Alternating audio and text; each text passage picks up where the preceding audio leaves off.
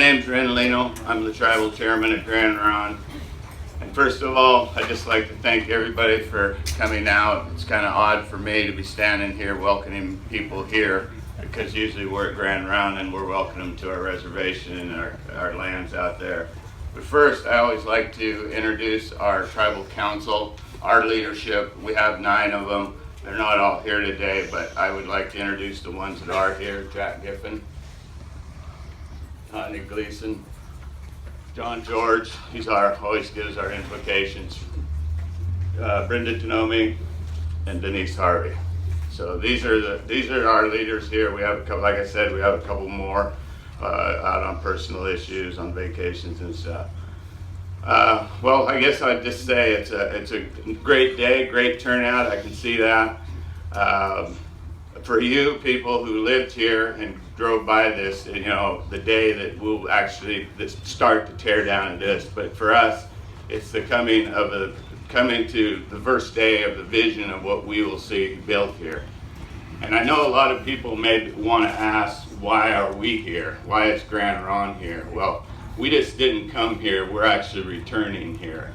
Grand Ron, this is, John mentioned, this is the ceded lands of the Confederated Tribes of Grand Ron. When we say Wood Village, when you take the word out of it, there was lots of villages right here that our people walked. It's something I always envision. I lived at Grand Ron all my life, but I always envision when we leave there, where did my ancestors walk here? Where were the villages here? And it's ironic that they've gone the whole circle, because we envision this now to be a business, and that's what they were here for. They traded and they did a lot of businesses. So actually we're not just coming back to return, we're just returning to a place where our ancestors have always been. Grand Ron is a tribe of 7 treaties. This is the Willamette Valley Treaty area. It's a vast area. It's got over 100 miles of the Columbia River from the east to the west. So, and this is a great venture. It's been a long road. We were terminated for 30-some years. Yes, the government said we weren't Indians anymore. We said we were, and we stayed at Grand Ron. 30 years later, they said, okay, now you can be an Indian again, and we established that. And even though we got a lot right today, a lot of people think that we got something. Well, all we had when they said you can be restored was our cemetery, which we already had and took and kept track of. But also they let us have the name of Grand Ron back, which we already had. So other than that, the ability just to do grants and stuff. So they really didn't give us a lot to get started on. The success came mainly when we did do a casino. And we do have 10,000 acres of timber. So it's been a long journey, it's been hard for our people, and we're really thankful that we can give them benefits. But our membership now wants us, at restoration time, we were given Polk, Yamhill, and Tillamook County with our main reservation, most of it being in Polk County. But our membership always wants us to diversify, looking out, making sure our kids will always have a thing, something going forward that's going to take care of them and provide services and benefits. So not just the Spirit Mountain that's been so successful, it only leads to being opportunities like this now to go outside of our homelands and be up here to make these types of investments. I think this will be a great project, not only for Grand Ron, but I think it'll be a good project for Wood Village and the city of Portland.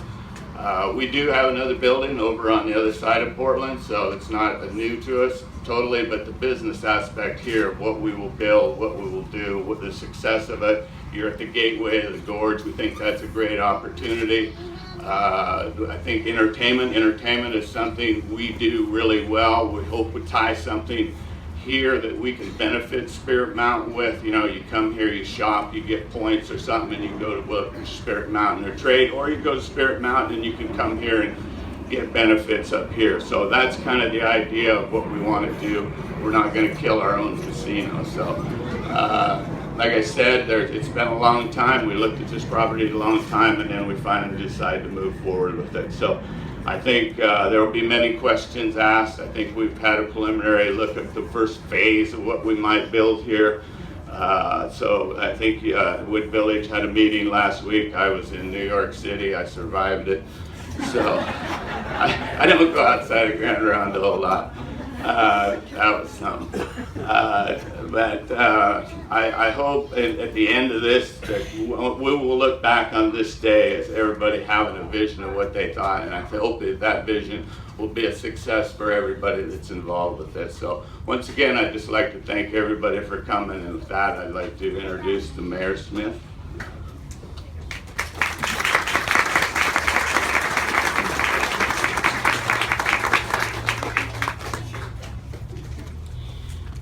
Well, I'd like to welcome everyone here, first of all, and as you can see by my dress, I expected sun today. And I especially want to thank the Confederate Tribes of the Grand Ronde for taking over this piece of property.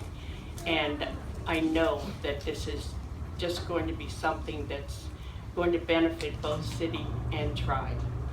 And I have seen their architecture in Grand Ronde, and I know they're not going to build something that looks like a gas station. So I think we're safe on that. I wanted to use this time to celebrate the past and the future. A couple of facts about the past. This Greyhound Park opened in 1957. The peak year attendance was 611,000. These roads were not 4-lane at that time. And the stadium seated 6,000, maximum attendance for all the grounds was 18,000. That's a lot of people that came to this dog park. And the Greyhound track was synonymous with Wood Village. You said, where's Wood Village? Oh, it's that Greyhound track, you know. They had regular Greyhound races, they had wiener dog races that were just so fun, you know. And it was the home of the Greyhound races.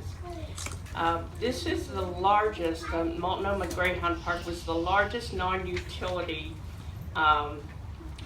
taxpayer in Wood Village from 1960 to about 1980.